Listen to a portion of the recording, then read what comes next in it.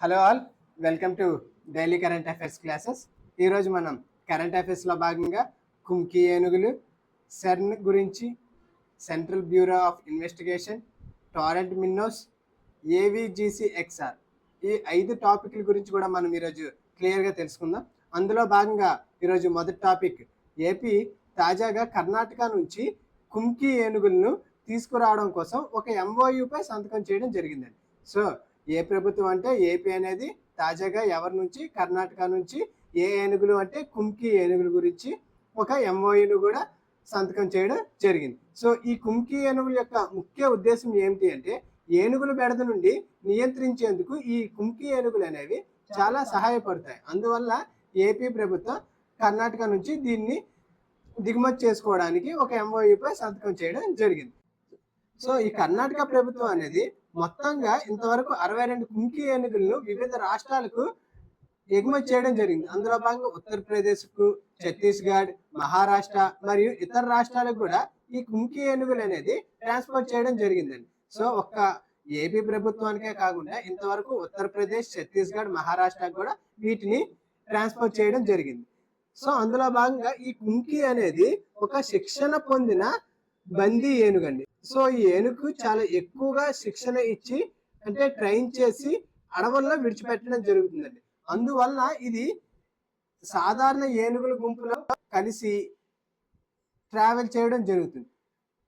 So ఎప్పుడైనా ఒక ఏనుగుల గుంపు అనేది దారి తప్పి కానీ లేదా అవసరాల కోసం మనుషుల మధ్యకు రావడం జరుగుతుంది, లేదా పంట పొలాల వైపు కూడా రావడం జరుగుతుంది.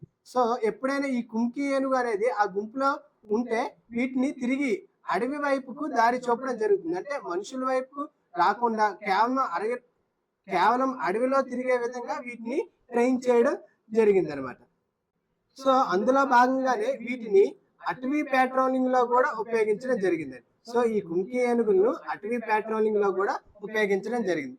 సాధారణంగా మనకు 2017 జనాభా లెక్కల ప్రకారం ఇంతవరకు 27,312 ఏనుగులను భారతదేశంలో గుర్తించడం జరిగిందండి. సో భారతదేశంలో మొత్తం ఎన్ని ఏనుగులు కలవు? 27,312 ఏనుగులు కలవు. వీటిని 138 ఏనుగు కారిడార్, ఎలిఫెంట్ కారిడార్స్ లో వీటిని గుర్తించడం జరిగింది. సో 138 ఎలిఫెంట్ కారిడార్స్ లో టోటల్ గా 27,312 ఎలిఫెంట్స్ ను గుర్తించడం జరిగింది. అంటే ప్రపంచం మొత్తంలో ఈ ఏషియా ఏనుగులు అనేవి భారతదేశంలోనే 60% ఉండడం జరిగిందండి. సో ప్రపంచం మొత్తంలోనే మన భారతదేశంలోనే అరౌండ్ ఏషియా ఏనుగుల్ని 60% గుర్తించడం జరిగింది. సో అధికంగా మన భారతదేశంలో కర్ణాటకలో 6,000కు పైగా ఏనుగులను గుర్తించడం జరిగింది. సో మొదటి రాష్ట్రం ఏదంటే అత్యధిక ఏనుగు జనాభా కలిగిన రాష్ట్రం కర్ణాటక. తరువాత అస్సాం 5,718 ఏనుగులు అస్సాంలో కలువు. థర్డ్ కేరళలో 3,054 ఏనుగులు గుర్తించడం జరిగింది. సో మన భారతదేశంలో మొదటిగా ఎక్కువ గుర్తించిన రాష్ట్రం కర్ణాటక. కర్ణాటకలో 6,000కు పైగా ఏనుగులను మనం గుర్తించడం జరిగింది. సో ఏనుగు యొక్క గర్భధారణ కాలం సాధారణంగా 22 నెలలు కలవండి. ఇది భూమిపైన ఉన్న జంతువుల్లో అత్యధిక కాలం అండి. అంటే ఏనుగు యొక్క గెస్టేషన్ పీరియడ్ అనేది 22 months గా గుర్తించడం జరిగింది. సో దీని యొక్క IUCN స్టేటస్ అనేది అంతరించిపోతున్నాయి, అంటే ఎండేంజర్ లో ఉన్నాయని గుర్తించడం జరిగింది. సో IUCN ఈ ఏషియన్ ఏనుగు, సో ఈ ఏషియన్ ఏనుగుల యొక్క IUCN స్టేటస్ ఏమిటి అంటే ఎండేంజర్ లిస్ట్ అండి. ఎండేంజర్ లిస్ట్ లో ఈ ఏషియన్ ఏనుగులు అనేది వర్గీకరించడం జరిగింది. సో దీనికి రిలేటెడ్ గా మనము భారతదేశం తీసుకున్న చర్యలను చూద్దాం. అందులో భాగంగా భారతదేశం 1992లో ప్రాజెక్ట్ ఎలిఫెంట్ ను తీసుకురావడం జరిగిందండి. ఎప్పుడు అంటే 1992లో దీన్ని ప్రారంభించడం జరిగింది. సో ఈ ప్రాజెక్ట్ ఎలిఫెంట్ ను 16 రాష్ట్రాల్లో, ఎన్ని రాష్ట్రాలు అంటే 16 రాష్ట్రాల్లో ఏనుగు కారిడార్లు గల రాష్ట్రాల్లో వీటిని ప్రారంభించడం జరిగింది. దీన్ని ఏ మినిస్ట్రీ వారు ప్రారంభించారంటే ministry of environment, forest and climate change. ఏ మినిస్ట్రీ అంటే ministry of environment, forest and climate change వారు ఆధ్వర్యంలో ఈ ప్రాజెక్ట్ అనేది ప్రారంభించడం జరిగింది. దీని ద్వారా హ్యూమన్ యానిమల్ కాన్ఫ్లిక్ట్ కూడా తగ్గించడానికి దీన్ని ప్రారంభించడం జరిగింది. మరియు క్యాప్టివ్ ఎలిఫెంట్ సంరక్షణ గురించి దీన్ని ప్రారంభించారు. ఓకే, ఈ ప్రాజెక్ట్ ఎలిఫెంట్ యొక్క ముఖ్య ఉద్దేశం ఏమిటి అంటే హ్యూమన్ యానిమల్ కాన్ఫ్లిక్ట్ తగ్గించడం మరియు క్యాప్టివ్ ఏనుగులను సంరక్షించడం ఈ ప్రాజెక్ట్ ఎలిఫెంట్ యొక్క ముఖ్య ఉద్దేశం. సో దీనికి రిలేటెడ్ గా ఉన్న ఇంకొక ముఖ్యమైన కార్యక్రమం మైక్ కార్యక్రమం అండి. దీన్ని మొదటిసారిగా ప్రపంచంలో కాన్ఫరెన్స్ ఆఫ్ పార్టీస్ 10 లో 1997లో ఆమోదించడం జరిగిందండి. దీని గురించి ప్రస్తావన కాన్ఫరెన్స్ ఆఫ్ పార్టీస్ 10 1997లో రావడం జరిగింది. కానీ ప్రపంచంలో దీన్ని ఎప్పుడు ప్రారంభించారంటే 2003లో దీన్ని ప్రారంభించడం జరిగింది. దీనికి రిలేటెడ్ గా భారతదేశ ప్రభుత్వం దీన్ని ఎప్పుడు ఆమోదించిందంటే 2004లో. దీనిలో భాగంగా అంటే ఈ మైక్ కార్యక్రమంలో భాగంగా మొత్తం 10 ఎలిఫెంట్ కారిడార్స్ ను సంరక్షించడం జరుగుతుందండి. సో భారతదేశంలో మొత్తం 32 ఎలిఫెంట్ కారిడార్స్ ఉంటే అందులో ఈ మైక్ కార్యక్రమంలో ఎన్ని ఎలిఫెంట్స్ రక్షిస్తున్నారు అంటే 10 ఎలిఫెంట్ కారిడార్ ను సంరక్షించడం జరుగుతుంది. ఇది ఇంపార్టెంట్ అండి. మొత్తం 33 కారిడార్స్ లో 10 ఎలిఫెంట్ కారిడార్ ను సెలెక్ట్ చేయడం జరిగింది. అందులో అధికంగా అస్సాంలో 2 ఎలిఫెంట్ కారిడార్ ను సెలెక్ట్ చేయడం జరిగింది. సో ఈ మైక్ కార్యక్రమంలో అస్సాంలో ఎన్ని ఎలిఫెంట్ కారిడార్స్ కలవు అంటే 2 ఎలిఫెంట్ కారిడార్స్ కలవు. దేశంలోనే అత్యధిక ఎలిఫెంట్ కారిడార్స్ ఈ మైక్ కార్యక్రమంలో ఏ రాష్ట్రానికి ప్రోత్సహిస్తున్నారంటే అస్సాం రాష్ట్రం. ఓకే, ఈ మైక్ కార్యక్రమం యొక్క ముఖ్య ఉద్దేశం ఏమిటి అంటే అక్రమ రవాణా మరియు ఇల్లీగల్ ట్రాన్స్పోర్ట్ అంటే ఏనుగు దంతాలను ట్రాన్స్పోర్ట్ నుండి రక్షించడం ఈ కార్యక్రమం యొక్క ముఖ్య ఉద్దేశం అండి. ఈ కార్యక్రమం యొక్క ముఖ్య ఉద్దేశం అక్రమ రవాణాను, ఏనుగులను చంపకుండా కాపాడడం, ఇల్లీగల్ ట్రాన్స్పోర్ట్ మరియు ప్రొటెక్షన్ ఈ కార్యక్రమం యొక్క ముఖ్య ఉద్దేశం. ఓకే, అది ఫ్రెండ్స్ దీనికి రిలేటెడ్ గా ఉన్న current affairs. Next current topic లో ఉన్న ఇంకొక important topic CERN, European Organization for Nuclear Research. తాజాగా ఇది 70 సంవత్సరాలను పూర్తి చేసుకోవడం జరిగిందండి. సో దీన్ని మొదటిసారిగా ఎప్పుడు ప్రారంభించారంటే 1954లో ఈ సెర్న్ ను ప్రారంభించడం జరిగింది. సో 2024 ఇది 70 సంవత్సరాలు పూర్తి చేసుకోవడం జరిగింది. అందువల్ల ఇది వార్తల్లో నిలవడం జరిగింది. దీని యొక్క ముఖ్య ఉద్దేశం ఏమిటి అంటే హై ఎనర్జీ పార్టికల్స్ ను పరిశోధించడం దీని యొక్క ముఖ్య ఉద్దేశం అండి. సో దీని యొక్క ముఖ్య ఉద్దేశం ఏంటి అంటే హై ఎనర్జీ పార్టికల్స్ ను పరిశోధించడం ఈ సెర్న్ యొక్క ముఖ్య ఉద్దేశం. దీన్ని ఎప్పుడు ప్రారంభించారు అంటే 1954లో దీన్ని స్థాపించడం జరిగింది. దీని యొక్క హెడ్ క్వార్టర్స్ ఎక్కడ ఉంది అంటే స్విట్జర్లాండ్ లో గల జెనీవాలో. ఎక్కడ అంటే స్విట్జర్లాండ్ లో గల జెనీవాలో దీని యొక్క హెడ్ క్వార్టర్స్ కలదు. 2024 నాటికి దీనిలో మొత్తంగా 23 సభ్య దేశాలు కలవండి. ఎన్ని దేశాలు అంటే 23 సభ్య దేశాలు. భారతదేశం కూడా ఇందులో ఒక అసోసియేట్ సభ్యుడిగా కలదు. సో భారతదేశం కూడా ఇందులో ఒక సభ్యుడిగా కలదు. టోటల్ గా ఎన్ని దేశాలు అంటే 23 దేశాలు. ఓకే, భారతదేశం అనేది ఇందులో ఒక అసోసియేట్ సభ్యుడిగా కలదు. సో ఈ సెర్న్ అనేది సాధించిన కొన్ని విజయాల గురించి మనం చూద్దాం. అందులో భాగంగా ఈ సెర్న్ అనేది జెడ్ బోసన్ మరియు డబ్ల్యూ బోసన్ కణాలను ఆవిష్కరించడం జరిగింది. సో ఈ 2 కణాలు కూడా చాలా ఇంపార్టెంట్. జెడ్ బోసన్ మరియు డబ్ల్యూ బోసన్ కణాలను సెర్న్ అనేది ఆవిష్కరించడం జరిగింది. సో దీనికి రిలేటెడ్ గా ఉన్న ఇంకొక important particle Higgs boson particle. ఈ హిగ్స్ బోసన్ పార్టికల్ ను గాడ్ పార్టికల్ అని కూడా అంటారండి. సో దీన్ని గాడ్ పార్టికల్ అని కూడా అంటారు. దీన్ని ఎవరు కనుగొన్నారు అంటే సెర్న్ యొక్క LHC లార్జ్ హైడ్రాన్ కొలైడర్ వారు దీనిని 2012లో గుర్తించడం జరిగిందండి. సో ఈ గాడ్ పార్టికల్ ను ఎప్పుడు గుర్తించడం జరిగింది? 2012లో ఈ సెర్న్ లో గుర్తించడం జరిగింది. సో ఈ LHC ని ఎప్పుడు స్థాపించారు అంటే 2008లో దీన్ని స్థాపించడం జరిగింది. ఇది 2012లో గాడ్ పార్టికల్స్ ను కనుగొనడం జరిగింది. సో ఈ సెర్న్ కు భారతదేశం ఎటువంటి సహకారం అందిస్తుందో తెలుసుకుందాం. దానిలో భాగంగా Tata institute of fundamental research TIFR Tata institute of fundamental research వంటి సంస్థల ద్వారా భారతదేశం అనేది ఈ సెర్న్ యొక్క ప్రయోగాల్లో కూడా పాల్గొనడం జరుగుతుంది. ఏ ఇన్స్టిట్యూట్ తరపున అంటే TIFR ద్వారా భారతదేశం అనేది ఈ సెర్న్ లో సహకారం అందించడం జరుగుతుంది. సో దీనికి రిలేటెడ్ గా తాజాగా ఈ సెర్న్ CERN అనేది భారతదేశంలో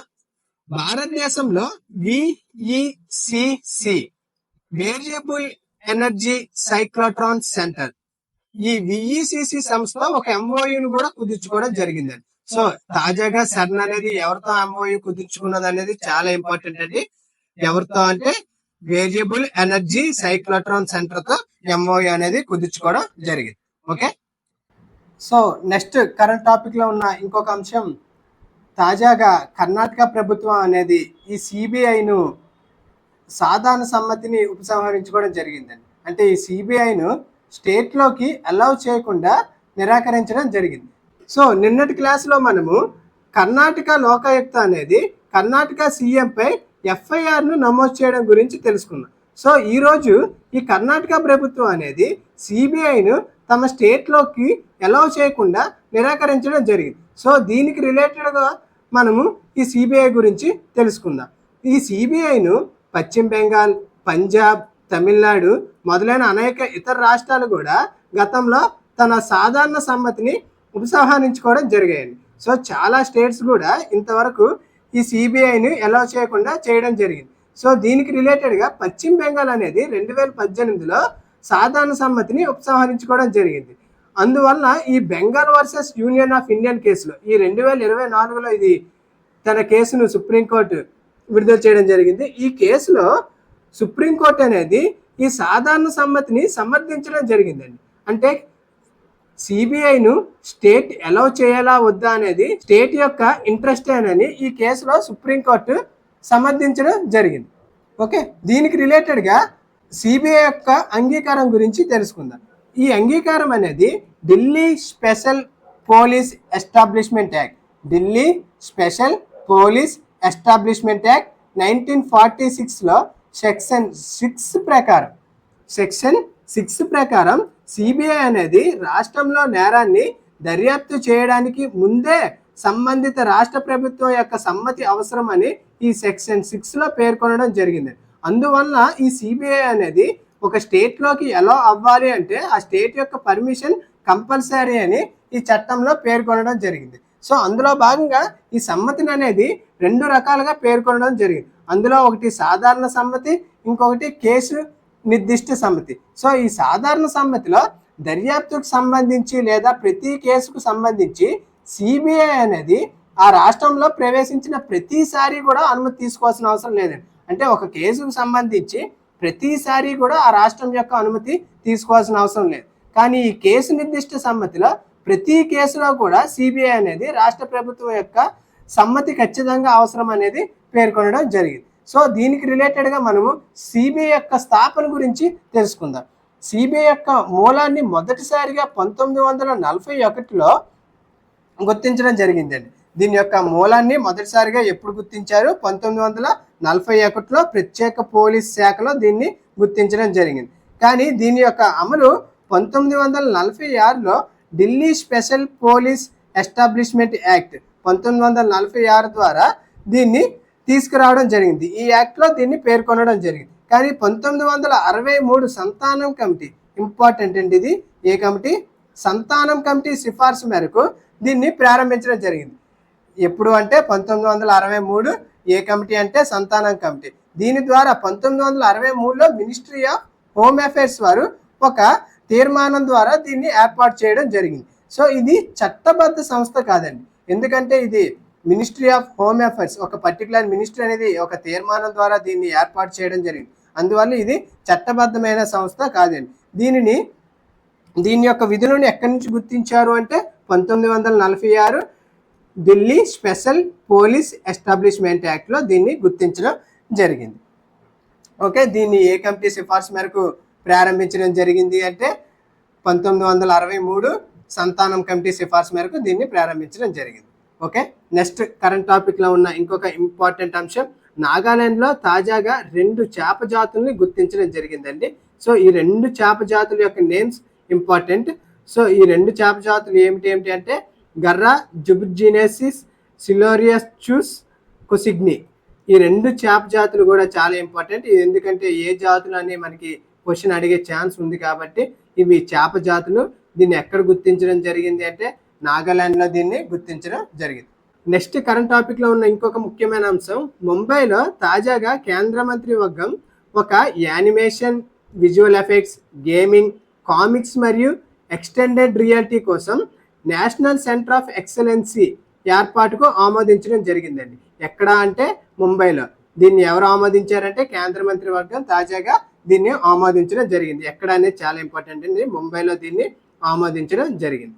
ఓకే, అది ఫ్రెండ్స్ ఈరోజు కరెంట్ అఫైర్స్లో ఉన్న ఇంపార్టెంట్ టాపిక్స్. ఈ పీడిఎఫ్ను బోత్ ఇంగ్లీష్ అండ్ తెలుగు మీడియంలో వీడియో కింద ఉన్న డిస్క్రిప్షన్లో టెలిగ్రామ్ ఛానల్ మెన్షన్ చేయడం జరిగింది.